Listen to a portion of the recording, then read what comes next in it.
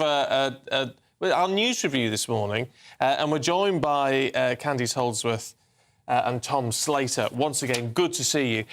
Let's talk proms, because it's got all of our viewers and listeners going this morning. At the Royal Albert Hall last night at the proms, flag-waving galore, only there were EU flags. Yeah, and we can see it now. This is what it looks like. Normally, it's an absolute writhing sea of Union Jacks being waved. But the colour's changed. It's blue. You can see it. Normally, it's so bright red. So what do we make of it, Tom? I think it's bizarre. I know that there's been a section of the Last Night at the Proms audience who've been doing this for a few years now. There was even a few during the Brexit years, campaign groups which would hand out EU flags outside and so on. But there's a whiff of the Japanese soldiers still fighting in the jungle about all of this sort of stuff. Yeah. But there's also, I think, a section of that kind of Remainers who are completely still not gotten over the result, who have moved from being anti-Brexit to just kind of anti-British, really. And it's funny, Last Night the Proms have been like this for a few years. There was talk a few years ago about maybe we won't sing Rule Britannia and all these things. You just think, whilst I'm not a kind of flag-waving jingoist by any stretch of the imagination, there's something very odd about when you've got a kind of section of your society, but essentially kind of well-off liberals, it seems like, in my view, who are so agitated by any expression of the nation at all.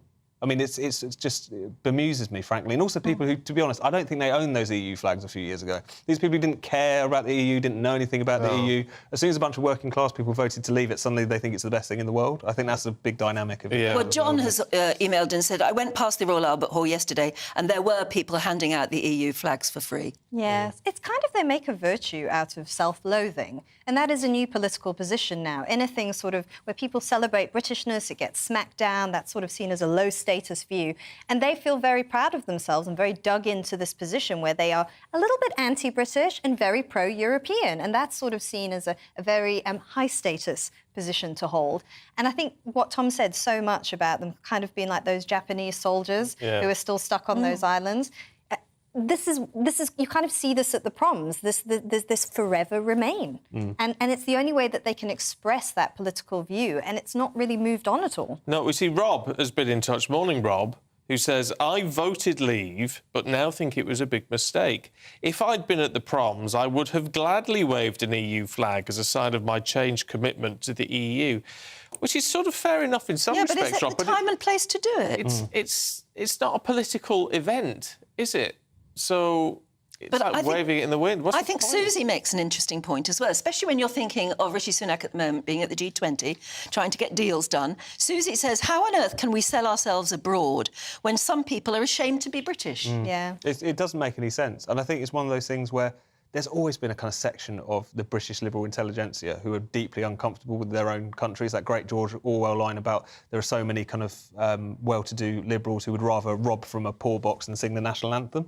And so that's always kind of been there, but it has intensified. And I think that so much of it is not about any kind of principled stance against excessive nationalism or jingoism. They just are increasingly discomforted by their own country, particularly the people they have to share it with. And I think that's something that you see expressed at the proms now almost every year, it seems like.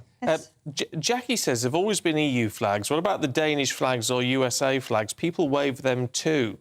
So what's wrong with... Well, actually, there was some other foreign flags you saw in there. Well, I don't think that's right either. But you've forgotten what the proms is about. Yes. The thing is it used to be just fun, right? Yeah. So you'd see all the Union Jacks and then occasionally you might see an American flag because someone's gone along and they're having a great time and it's all fun. But this sort of political stance sucks the fun out of it. Doesn't it just? It's a takeover, isn't it? Where is the joy? Of what is a cultural event, really.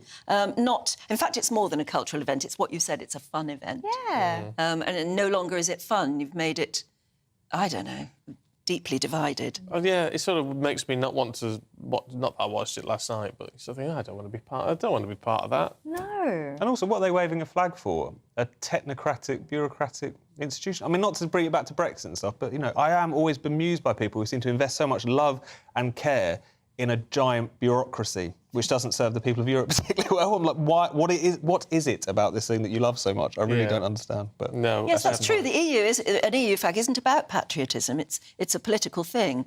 You're perfectly fine if you're Danish to be proud of Denmark. You're perfect. Why can't we learn again how to be proud of Britain. No one has ever said, God save the European Commission. No, no one will die in a ditch for it. I don't understand this flag waving that we have amongst a certain section of the EU. Such a good point. It's not members, rooted in, deep heritage and history, which Britishness is. Obviously, you don't want to become blimpish about it, but I do feel like this position is just a sort of inverse of, like you say, excessive nationalism. It's another form of excessiveness, that lacks subtlety and nuance and anything genuine, really, or rooted in anything deep. It's very superficial. Well, people are falling out of love with it. Lizzle said, I switched off last night, which I have watched previously since childhood. Couldn't bear it anymore. Mel says the problems was outstanding, something for everyone, flags from everywhere. So, but Michael says they shouldn't let him in with the EU flags. Kick them out. Kick 'em out.